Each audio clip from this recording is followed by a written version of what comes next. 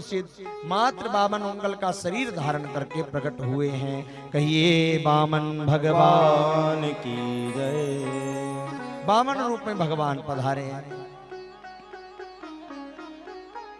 इधर सारे देवता आए। ब्रह्मा ने कमंडल दिया, अदिति ने लंगोट दी, कश्यप ने मेखला पहनाई, सरस्वती ने रुद्राक्ष की माला दी, भूदेवी ने पादुका दी, अन्नपूर्णा ने भिक्षा का पात्र दिया, आकाश ने छत्र दिया, कुबेर ने भिक्षा प्रदान करी, बृहस्पति ने यज्ञोपवीत की दीक्षा प्रदान करी और कहा मुझे त्रिलोकी चाहिए। और त्रिलोकी इस समय राजा बलि के पास है, तुम वहां जाओ। ठीक है हमारा।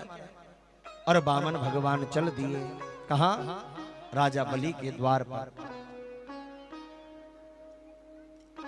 जैसे ही राजा बलि के द्वार पर पहुंचे, राजा बलि ने देखा, अरे वाह बड़े सुंदर ब्राह्मण आए हैं, आज से पहले तो कहीं देखे नहीं।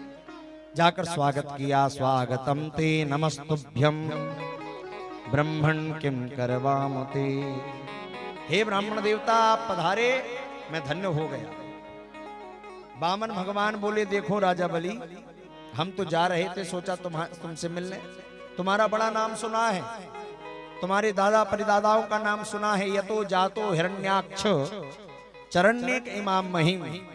तुम्हारे दादा हिरण्याक्ष हिरण्यकश्यप, उनके बेटा प्रहलाद, प्रहलाद के बेटा विरोचन, विरोचन के बेटा तुम राजा बलि। बलि बोला कि वाह, इसने तो मेरी 3 पीढ़ी के नाम बता दिए। मतलब ये वामन तो बड़ा चतुर है। चरणों में गिर गया बलि, बोले गुरुदेव कुछ मांग लो, मैं बहुत बड़ा दानी हूं। वामन भगवान बोले भाई वैसे तो हमें कुछ नहीं चाहिए, पर तेरी ज्यादा श्रद्धा है तो 3 पग भूमि दे दे। पदानी त्रीणी देतेंद्र, 3 पग भूमि दे दे। किसके पग से? सम्मतानी पदा मम, मेरे चरणों से। बलि बोला महाराज रहे वामन के वामन ही मांगी रहे थे तो जरा 1000-2000 एकड़ मांग लेते। 3 पग में क्या करोगे? बोले 3 पग में हमारा आसन खूब बढ़िया लग जाएगा। ठीक है। अंदर से शुक्राचार्य जी ने देखा कि कहां का ब्राह्मण आ गया जो 3 पग भूमि ले रहा है। आंख बंद करके ध्यान लगाया, ओ हो ये तो साक्षात नारायण है। बाहर जाकर के कहा ये राजा बलि, इसे कुछ मत देना। बलि बोला गुरुजी ये कुछ मांगे तब तो दूं, ये तो कुछ मांग ही नहीं रहा है, वामन है। शुक्राचार्य जी बोले ना ये वामन है ना 53 है, ये साक्षात विष्णु आया छलिया बनकर तुझे छलने। ऐसा वेरोचना साक्षात भगवान विष्णु रब्बया, ये साक्षात नारायण है, इसके चक्कर में मत पड़ना। बलि बोला गुरुजी पर मैंने तो कह दिया 3 पग भूमि दूंगा, 3 पग तो मांग ही रहा है। बोले तू इसे जानता नहीं है, 3 पग में सब छुड़ा लेगा, मना कर दे। बलि बोला गुरुजी आपने सिखाया, एक बार हाँ करके मना नहीं करना चाहिए।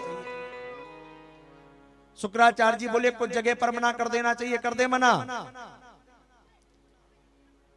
बलि ने कहा नहीं मना नहीं करूंगा।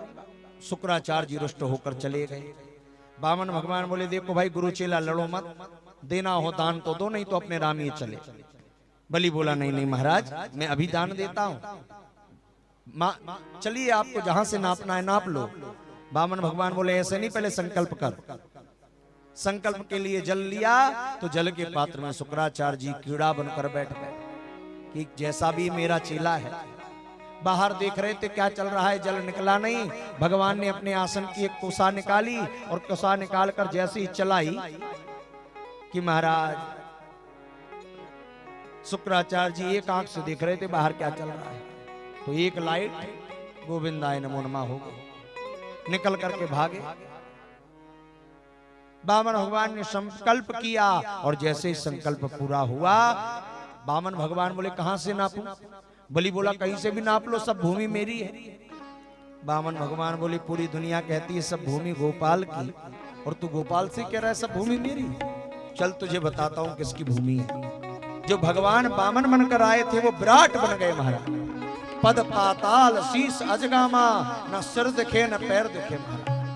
पहला पैर उठाया, नीचे के 7 लोक नाप दिए, अतल वितल सुतल तलातल रसातल महातल पाताल नाप दिया।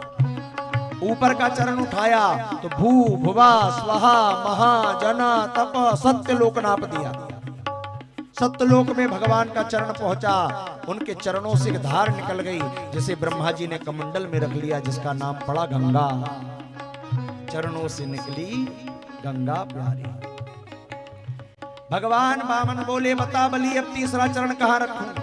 2 चरण में मैंने 14 भवनों को नाप दिया, 3 लोकों को नाप दिया, अब बता तीसरा चरण कहां रखूं?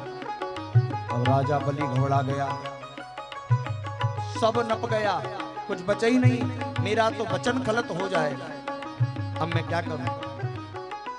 वामन भगवान बोले, जल्दी बता तीसरा चरण कहां रखूं? बलि भी होशियार था, बोला, प्रभु एक बात बताओ, धन ज्यादा बड़ा होता है कि धनी?